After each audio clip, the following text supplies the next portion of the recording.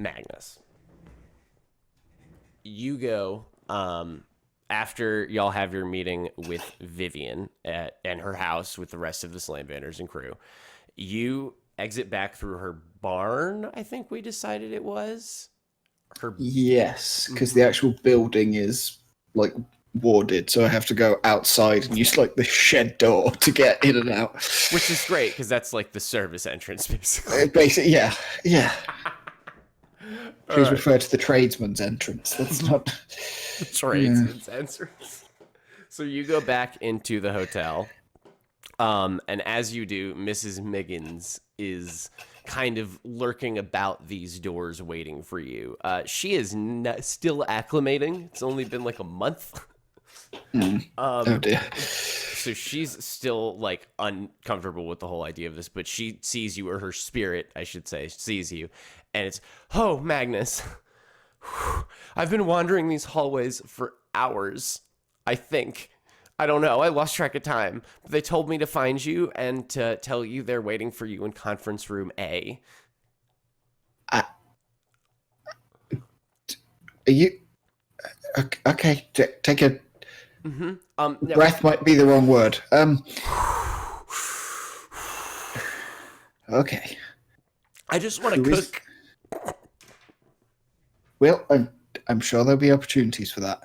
Who is they? Did they say? Well, it was. Did they say who is they? Yes, it was. The manager said that he wanted to speak to you. That'd be Mr. Watson, the manager. He also said that the upstairs and downstairs liaisons would be attending as well. I don't know them. Oh, better that you don't, Mrs. M. Mr. Watson's a real nice guy. I hesitate to call him a guy, but he's real nice.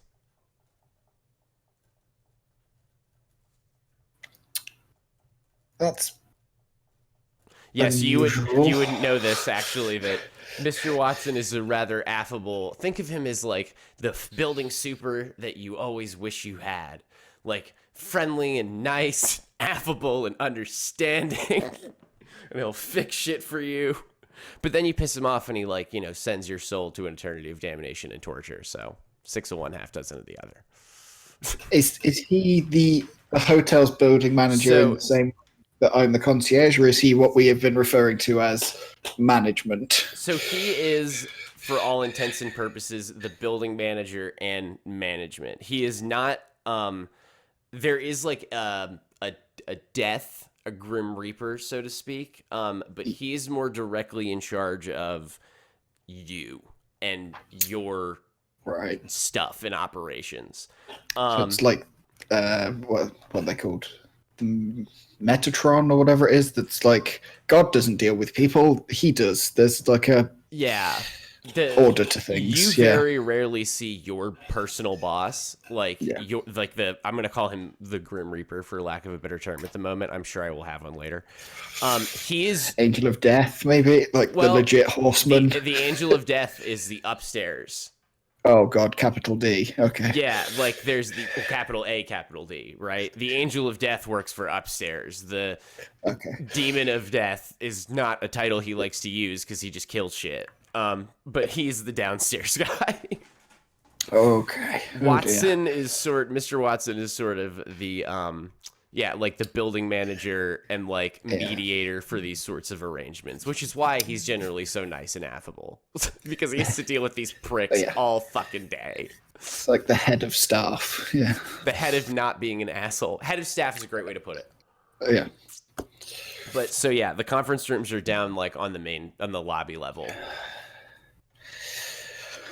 Okay, right. Look, just can you can get yourself back to the room, right? Just go back to the office. Mm-hmm. Wait. Can I just follow you downstairs? Is that an option?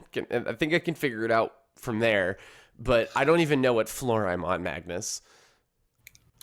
You're on like the 12th, 15th floor out of infinite. All right, look, follow me. We'll get you back to the lobby. You can just come on. Mm-hmm. Okay, so yes, you go on back down to the lobby. Does not take you that long to get back down there. Like as denizens, both of you now of this hotel, it doesn't like when the mortals move through here. You have to like take every step. You know what I mean? Yeah. It could take a while. But when it's just you and those like you, you can move about much faster, even without resorting to your like shoo speed. Yeah, that too. No, but like, yeah, there's like, yeah, we're on floor 2, and then we take the stairs up, and now we're on floor 25 because that's where we needed to be. Exactly. It's like, yeah. yeah. I needed to be on the floors that connect me to the fucking pyramids. Like, Yeah. exactly. So yes, you go on back on down to the lobby, and Mrs. Miggins is like, "All right, well, I'm gonna head over then, I guess, and figure out what they need me to do next. But I will see you after your meeting, Magnus." I certainly hope so, Mrs. M. I certainly hope so. All right. He's like neatening up his tie and like brushing off his shoulders. Like, oh dear, this is going to be okay. Like, oh god. Well, at least the conference rooms have good coffee, Soul Coffee.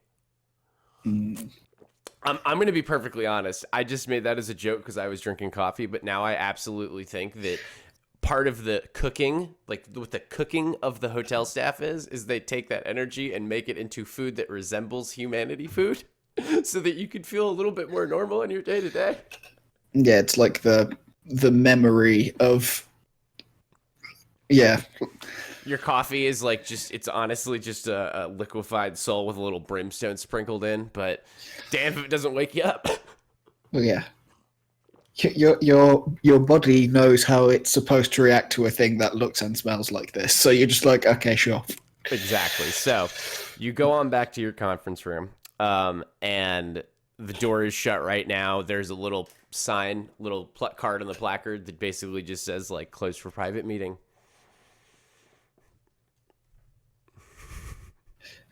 So, it's like checking a watch would be pointless because time is such like a mess. So you just sort of like, again, it's the quick like, okay, I've not got anything on me, or like tie is straight, shirt is dirt, all buttons are correct. Okay, and just like 3 sharp like raps on the door, and then just waits. Yeah, pretty soon you hear enter. Okay. It's fine. Okay, and he just like open and very like. What's the best way to just like a sort of Dickensian butler, like you would expect, like everything is like he's like, okay, like holds himself perfectly, Dickensian like as he should, butler. And just like he goes from like the relaxed, like, oh, I'm in the human world and I'm with these modern people and whatever, into this like, this is important. These people are scary. Like, I need to do my job how I'm supposed to do it and just survive this meeting. Exactly. Yeah, like ramrod straight. The door just like creaks open one hinge at a time. And yeah, so in this room you have your big nice conference table. It looks like a nice conference room. These rooms are intentionally kept nice to at least try to placate everybody and make them feel important. Because only 2 sides ever use these conference rooms, and your side has to act as the mediators. But at this giant oak, or, dark wood conference table, oak's not a dark wood, but this dark wood conference table has been, let's say, reality shaped to now, instead of being like a 30-person table, only fit 4. And the way it is lined up, you've got like, the table is perpendicular to your path of travel as you walk in, so that like you're facing the long side, and you've got boom, boom, boom, your 3 representatives seated on the other side with 1 chair on your side. So it's almost set up more like an interrogation room. Yeah, but they're like they're facing off against each other, like it's a cross. Then it's not like 3 and 1. So here, I gotcha. It looks like.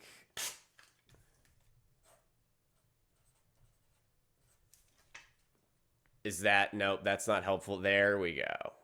Oh, so I am facing off against 3 people. Yep, you okay. are facing off against 3 people. But they are all waiting for you to come in. And I'm going to give you in order of neutrality. So in the center, you have the hotel manager, Mr. Watson. Mr. Watson intentionally looks as unimposing as possible at all times. So right now he looks like an overweight, middle-aged white dude with like a giant bald spot on top and like those really thin glasses and like a sweater vest and a bow tie and like a white shirt with the sleeves rolled up just a little bit to like the wrist area. He's like a science teacher at a nice school. That kind of. Yes. Like everyone likes him and he's due to retire. That kind of like. Yeah, he's okay. Oh yeah. Come on in. And he talks like a New York smoker. Okay. Sorry, that's the friendliest voice I know. So yeah, he's sitting in the middle. To his right, which would be your left, is the upstairs representative, Azrael, the Angel of Death. So Azrael, like most of his full-blooded celestial brothers, thinks the idea of clothes is silly and dumb. So you've just got like a 9-foot naked jacked Terry Crews sitting next to him, right? But with like the giant raven wings. He's like a no shit Old Testament lunatic. Yeah, Azrael's a dick. Everyone knows that Azrael was the one that suggested the 10th plague. Like, God wasn't super sure about what he wanted to do last. He was like, I did frogs, I did blood, like, turn the skies a different color. And then Azrael was like, you know what we should do? We should kill their firstborn. Everyone looked at Azrael for a second, and they were like, what? Damn, dude. Yeah, but let's explore that a little. So, Azrael is, over there. And then to the other side, his left, your right, you have inhuman clothes, except like it is the most disgusting suit you have ever seen. Like it is shabby, it does not fit. It is everything that your suit is not. The pants and the jacket are the wrong color. Like obviously so. No, just like looking at it makes him slightly uncomfortable. It's like, oh no. And he looks like what Pigpen would look like if he grew up into an adult from Charlie Brown. Oh, Lord. Just dirty and gross, and like a cloud of nasty follows him wherever he goes. And this is Mistopheles. This is the bargainer who is mostly sent from downstairs. They never send the same person. It's like they can never decide who's the one that has this job. But today it is Mistopheles. And as you walk in, Mr. Watson looks up at you. Oh, Magnus, come on in, have a seat. We was just talking about the last couple of months here down on the Mortal Coil. Sir, and he like looks at the other two and nods, and just like as carefully as possible, like tries to keep his seat exactly in the middle, in line with it. He's like, nope, I'm not on one side or the other. This has to be so like the precise. Yeah, I have to be in the middle. So for a little more information here, Mr. Watson is kind of like sitting like he was taking a meeting, right? Like he's got his like arms on the desk, like spread out with some papers in front of him. He's got like a pen in a hand, and he looks like he's ready to work. Azrael next to him, you think you're sitting ramrod straight, right? But you feel like you're slouching when you look at him. Like, yeah, exactly. The amount of he was designed to sit straight. Like, yeah, he is the definition of sitting straight. And then, of course, on the other side, you have Mistopheles, who has like feet on the desk, and he's like picking at his teeth with a knife as he's like Watson is talking, and just like he's clearly being such like an overt piece of shit. But and you also know that a little bit of this is posturing for the other side, but yeah, they're also nasty pieces of shit down there. So, yeah, Mr. Watson, as you sit down, yeah, so we've just been reviewing the last month or so, on the, seems like you've been a busy fella there, man. And he's like flipping through some papers on his desk. Where to start? And Azrael kind of pops in and he goes, yes, where to begin? Perhaps you could tell us about the vampire Marcus. The lock was breached. That is in direct violation of all covenants and protocols, as you well know. And he looks down at the other two on the table. Mistopheles goes, yeah, tell us about it. I want to know all about it. I want to make sure that dickhead stays underneath the ground forever.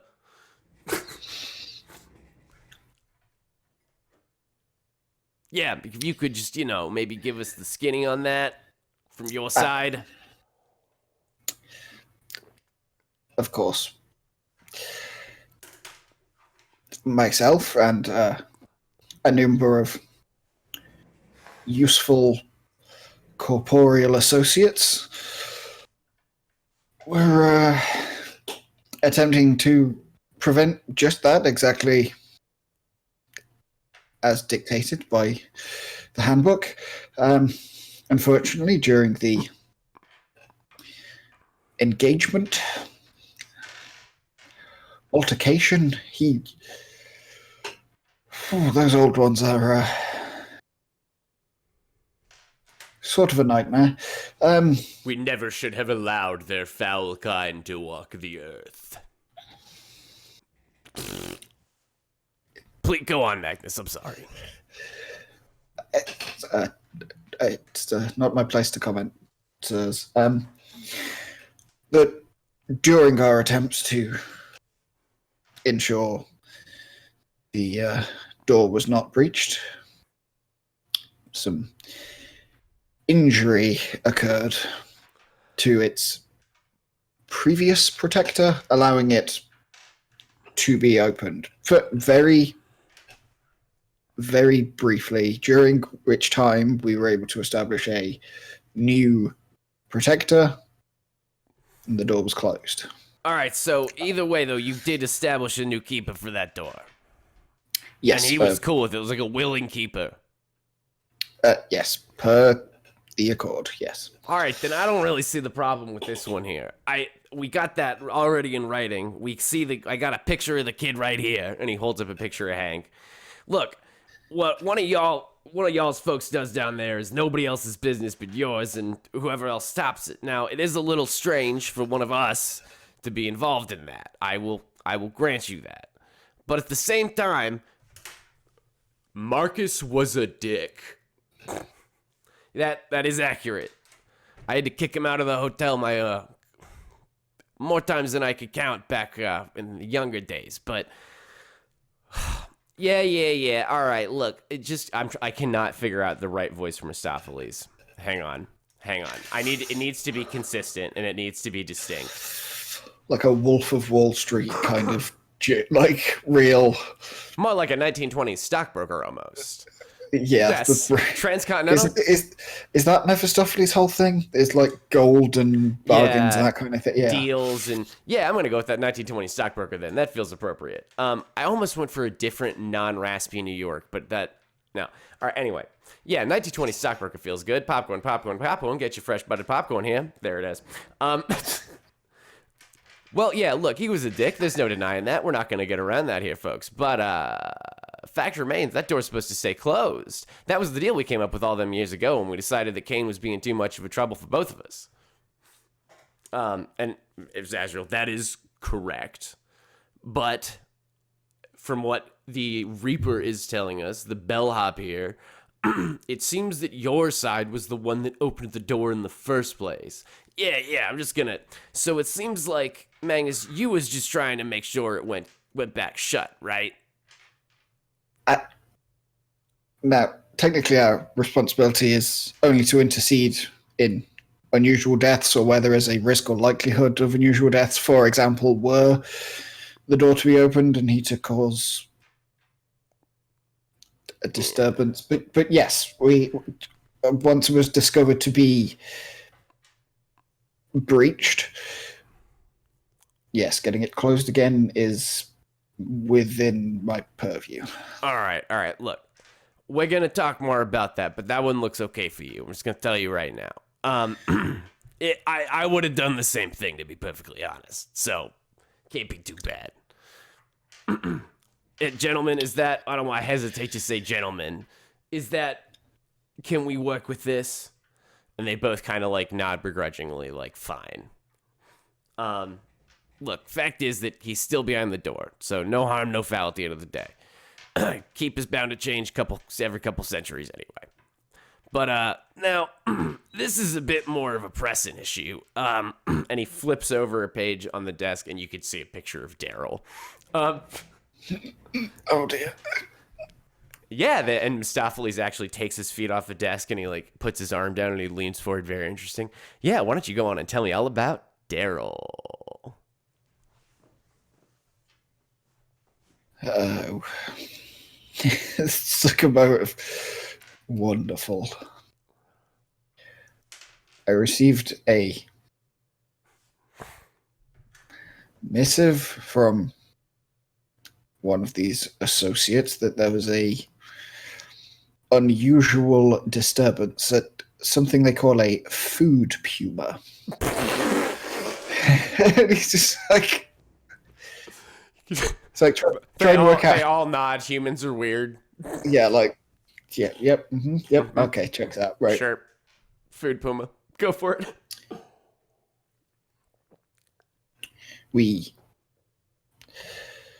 of course, proceeded there, and there was some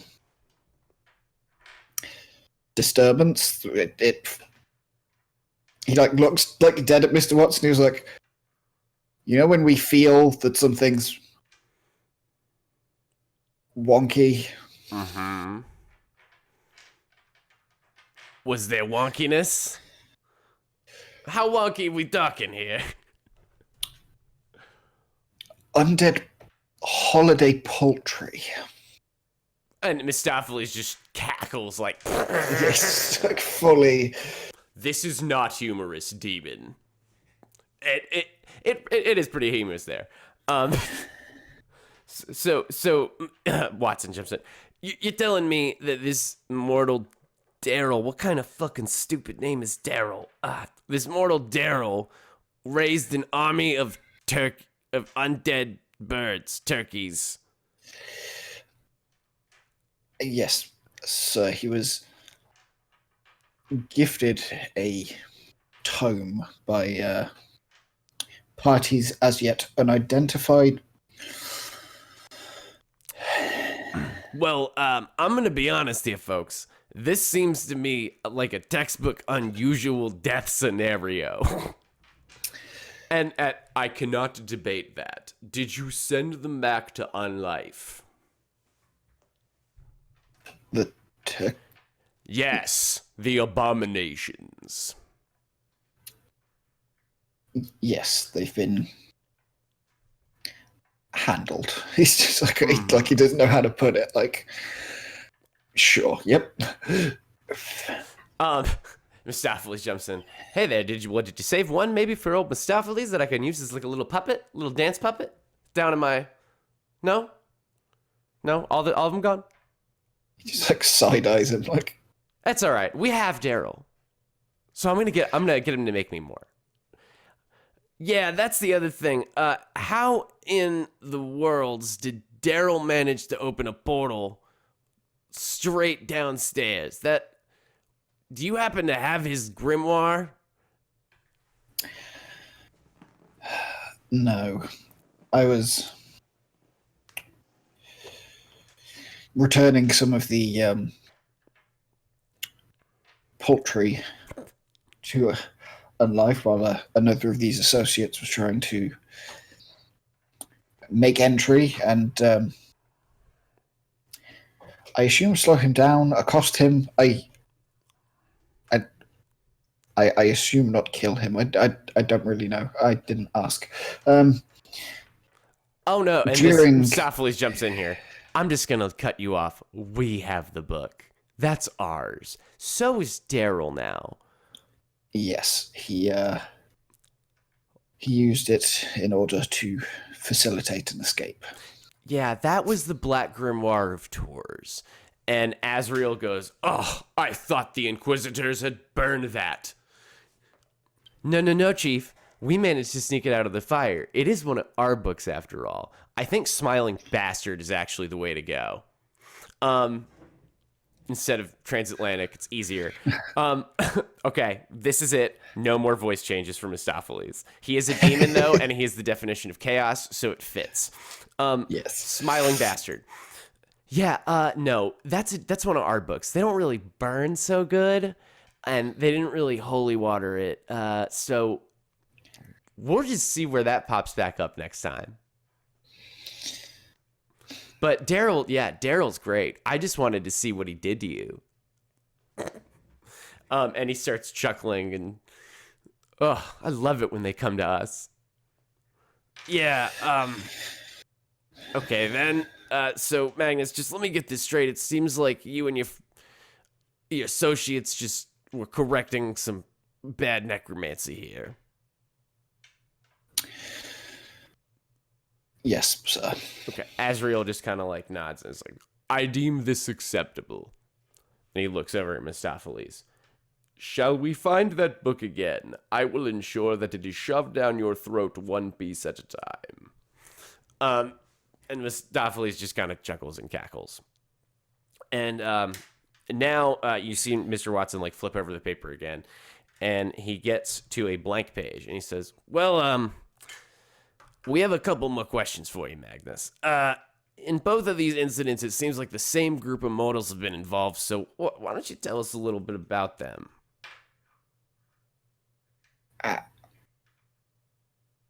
It's all in the reports, sir.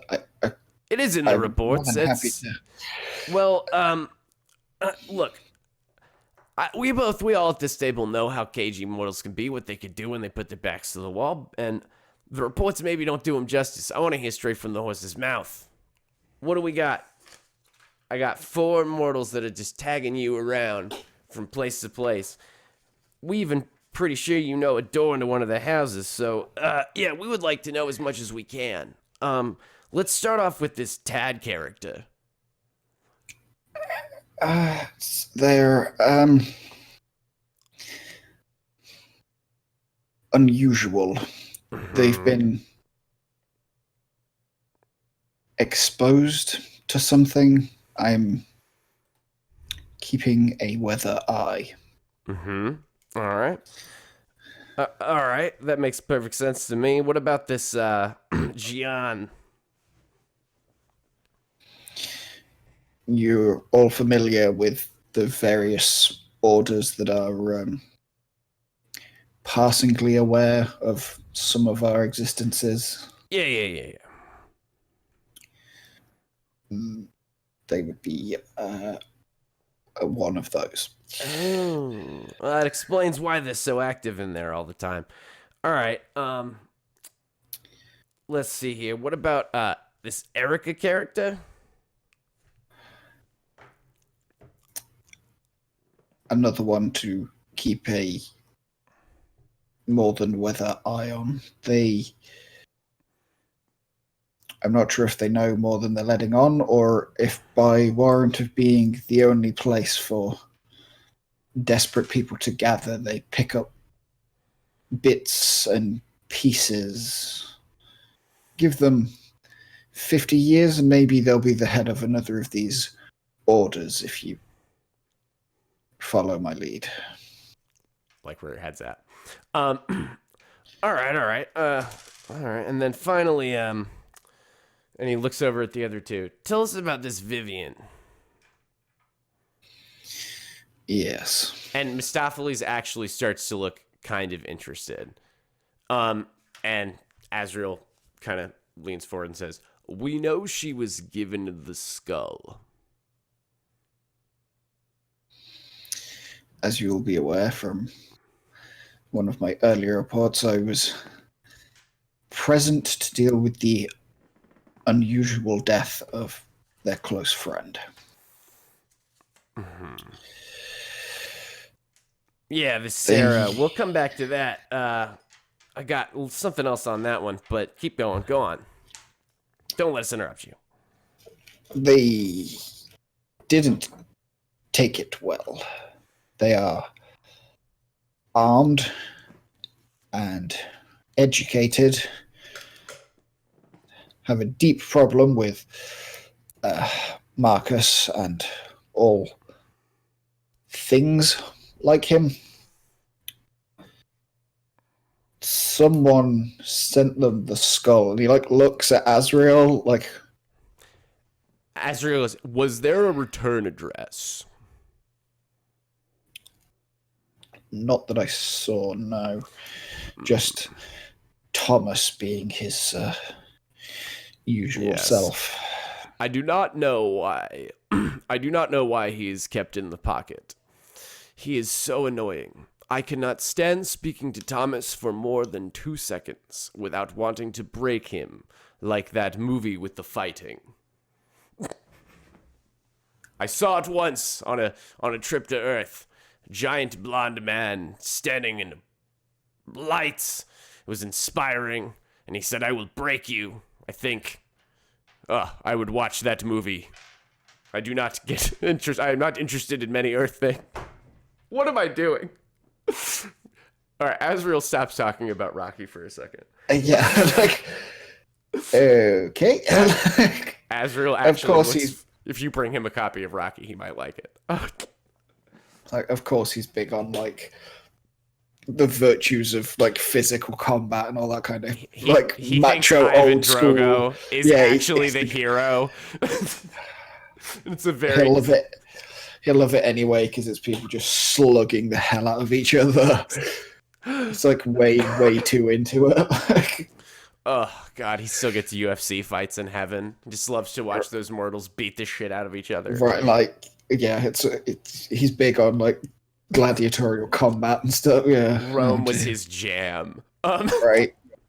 But all right, yeah, we all right. So what Mr. Azrael is trying to get at here is you didn't happen to see who delivered the package. You didn't happen to get a chance of get a glance of and they all look really shifty, except Mistopheles, who looks just pleased as punch. You know, the dude. I wasn't present for its delivery, but I could certainly ask. I'm sure there's footage somewhere, knowing Viv. If you can speak to Thomas, right. The rest of us, we are not forbidden from speaking to Thomas, but honestly, none of us can stand it. It does require a certain level of human. If you gain any information as to the whereabouts of and he looks over at Watson, dude, as you say, we would be most interested to know this. Of course, it'll be in the reports, or would you prefer it more urgently? And he's looking at all three of them. As urgently as you may find it. If you have this information, let nothing stop you from delivering it to the proper channels. And he leans forward at that. He breaks his rigidity a little bit. We must know immediately. And both of the other two now look a little uncomfortable. All right, put it back in your pants there, Chief. Not that you have either. Well, there is one last thing here. Speaking of Thomas, somehow he still has some friends, and he arranged for a delivery. So here. New job for Magnus, package deliverer. And he hands you an envelope. It's trying so hard not to roll his eyes. Okay, yep, mm-hmm. And it just says Vivian on the front. I mean, we already opened it and looked at it. gotta be making sure there's no, like, you know, angel feathers or some shit in there, but I guess just give it to her. I'm not totally sure how he made this arrangement, but... And he, like, hands you this, like, vaguely open envelope. He does have an awful habit of knowing things. Knowing people isn't much of a stretch. God decided that he hated the first know-it-all so much that he made sure he knew it all, but could never get it out plainly.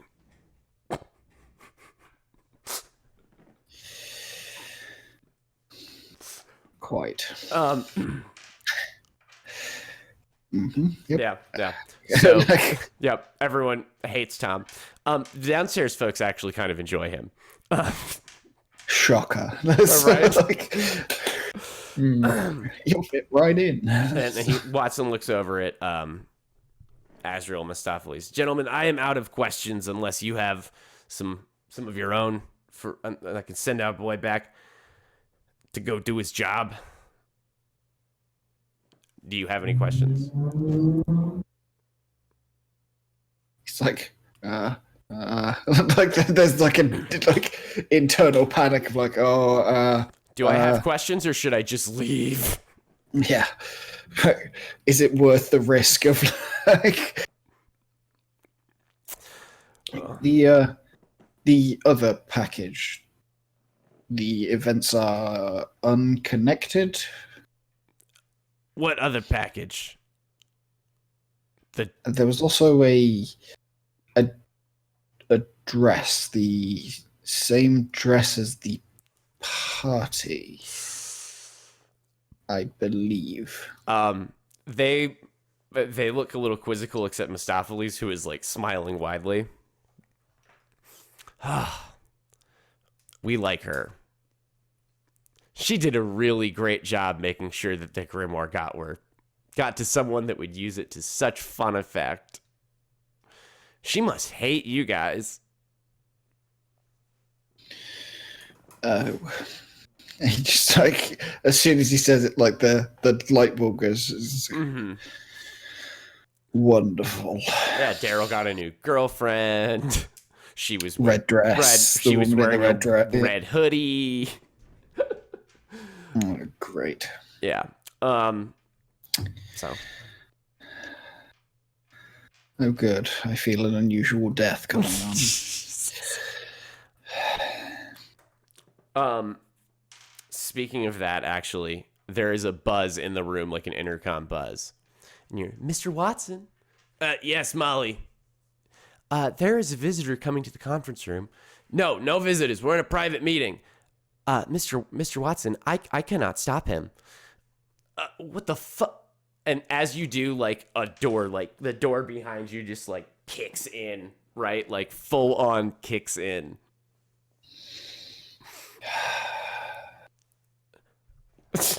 Can we help you? It's just like... Do you say that before you turn around? No. It's just like... like, yes. So you have the opposite of Mistopheles. Human clothes, human suit, immaculately well kept. Still makes you look like a hobo. Like everything on it is... This is like the same way that Azrael's form is some measure of perfection. This is also a measure of perfection, but a very vain one. Like manufactured. Yes. Yeah. There are wings, which are like a darker gray that are neatly folded behind, as like instead of Azrael's, which are just like there. These are like maintained, manicured. I'm sure they are shampooed on a daily basis. And you have like, basically imagine like a young Clint Eastwood, right? You know how you see a man with a face and you're like, God, your face is like the primordial rock from which all men's faces are carved. Like, This is the model for men face. Yeah. That's what you got here. Those cheekbones, the jaw. You're like, okay, yep. Steely-eyed, like that kind of thing where you're like, oh, I'm not gay, but like Damn. God damn. That's a well-assembled individual. That is a well-assembled individual. Because it is the well-assembled individual. It is Lucifer. This is Satan. And he walks in and he straightens up his tie. Well, good afternoon, everybody. And he looks down at you from the doorway. You that bellhop boy that's hanging around St. Filbert's? And he like looks at his boss like, am I okay now? He just nods like, Mr. Morningstar, you're not supposed to be here. Remember we gave you that ban? Yeah, that's fine. It doesn't matter. And he gets up close to you and he walks around to like between your chair and the conference table, and he looks real close up into you. He's like massive. Oh, God. Yeah. Where's John?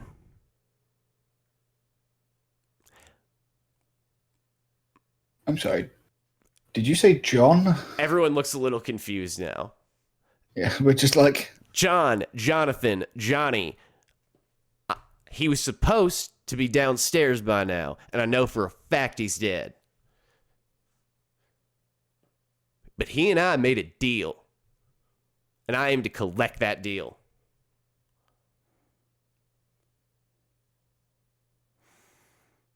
I'm afraid I have no idea. I mean, I'm I'm not the only collector. Yeah. I deal with weird jobs, but I'm like... And everyone else in the room is looking confused, and you see Mr. Watson, like, kind of lurch out from the corner. Mr. Morningstar, why don't we just get you another chair? No one has any idea what you're talking about. You kind of came in here half-cocked, and he looks back and he goes, that's what I do. Fine. Go get me another chair. I just remembered he had a southern accent. And so, like, a chair materializes in here. And he actually, of course, like, they move to put it on the end. On the, like, Mephistopheles side. Like, but he looks at it like, I'm not sitting on the end. And Mephistopheles goes to the end, and he looks at the new end, and he thinks, I'm not sitting on the end. And Mr. Watson moves over a chair. So he could sit in the middle. There's just a moment of like looking between them, like he's like tucks the in the mess. He's just like tucking the envelope in his coat, like just like to look busy, so that he's not like he can't possibly be upsetting anyone because he's not involved. So he's just like. And Azrael now looks incredibly unhappy of his seating arrangement. All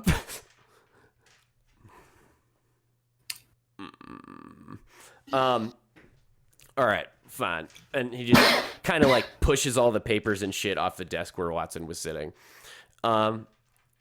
Here's the deal. I made a deal. All right, it's what I do. It's kind of my thing. And I'm asking you because there are other collectors that do your job, but I know from good information that you spend a lot of time on that island, and I like that island. So, maybe you don't know right now, but I'm telling you, I need you to find Mr. Collector Boy, John, and bring the devil his due.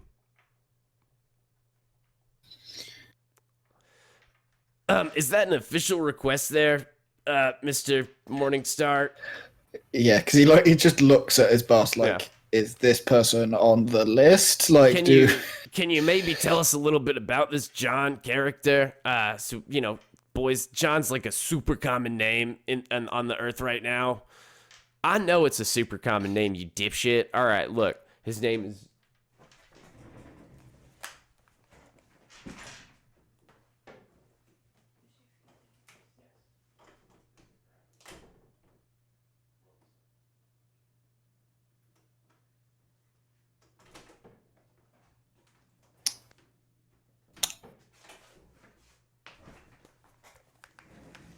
Yeah, wrapping up here. Yeah, I know. So he's like, all right, yeah, that's fair. All right, look, his name is John Daniels, I believe. I know he died this week. He was like in his 90s or something. I don't keep track of that. Met him when he was just a boy and took a shine to the little fella. So he and I been planning on this for a long time. Now, I ain't seen him in a while, ever since y'all banned me from the hotel. I'm just going to throw you a bit of out of character knowledge. Lucifer got banned from the hotel for throwing a party so hard in the lobby that you couldn't use the elevators for a little bit. Yep, that's bad. That was bad. Yeah, a backlog of dead is not ideal. So he has a ban right now. He is here for business, but he has to leave once he's done. Yeah. Yeah, so I know he's dead, all right?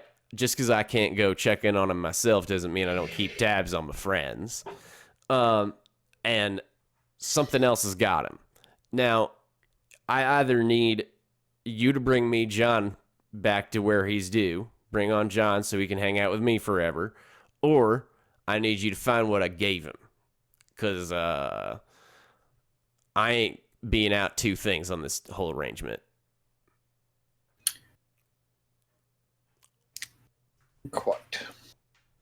Now, if you can't find John's spirit, you're obviously terrible at your whole collector's job, and you should be fired and sent off into a sun. But if Just like a passive horror. we should put you in the heart of a star and forget about you. But if you can't find him, I definitely, like I said, it's like a violin.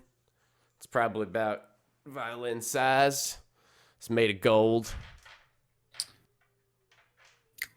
I'm familiar with the Yes. folklore. Yeah. It's in the mountains, and I thought this would be fun. Welcome to the next Slam Banners adventure, Magnus. You get the plot hook. Mm-hmm. Okay. All right. Enough about. I don't want to get into this whole story again, then, Mr. Morningstar. I've heard it about 1,000 literal times. I understand who you're looking for now, Magnus. This is your new assignment. I need you to deal with this. But beyond that, we had been discussing this before you came in. We think we need you to hang out with these mortals a little more. Like you said, you're doing some watching. There's some interesting people on this list. I want to know more. I want to know what's going on here. So I need you to keep an eye on them and keep them reports coming. A little more detail, that would be great. Of course, sir. I have some assistants now. Wonderful. All right. Well, look, that's it. I'm going to figure out what to do. I'll get you some more information about this. But for now, why don't you just go out, find some nice people who froze to death in the streets and, relax a little. Oh my God, I can't. That is absolutely probably like your kind's equivalent of like going out for a light snack. Is you go to like hospitals and just hang around. You go wait for people to die on the freezing streets. Oh God, that is grim. But I mean, someone has to like process them, right? Like, to be fair, hospitals is probably the better job to get assigned to because you'll either get old people who have lived long enough to have made peace, or sick people who will know it's coming, as opposed to like getting the horrible jobs, which would be like, oh, there's been a 6-car pileup. Go collect them. You're like, oh, do I have to? Like, this is awful. See, I imagine though that y'all probably very much enjoy like war. A battlefield is just an all-you-can-eat snackathon. It's also a lot of work. I guess it depends. World War One, when they were still chemicaling each other, that was bad. There's like a scale factor. Mustard gas introduces a weird taste. Oh God. Small conflicts, great. Big conflicts, it's super busy all the time. You've got to just scarf. You don't have time to enjoy your meal. It's like a whole thing. Now, give me a small gorilla boar any day. Yeah. It's like a fine vintage, is like, French revolutions. Like, there's a scale factor to like. The French Revolution started off great, but by the end, it was just got a little out of hand.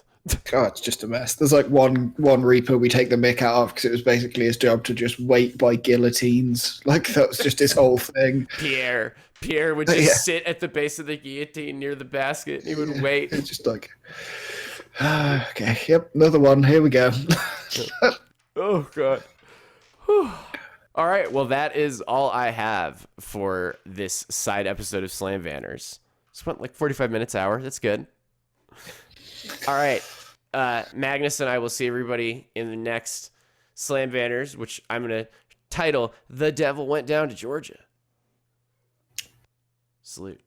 All right. I'm going to turn off the recording. All right.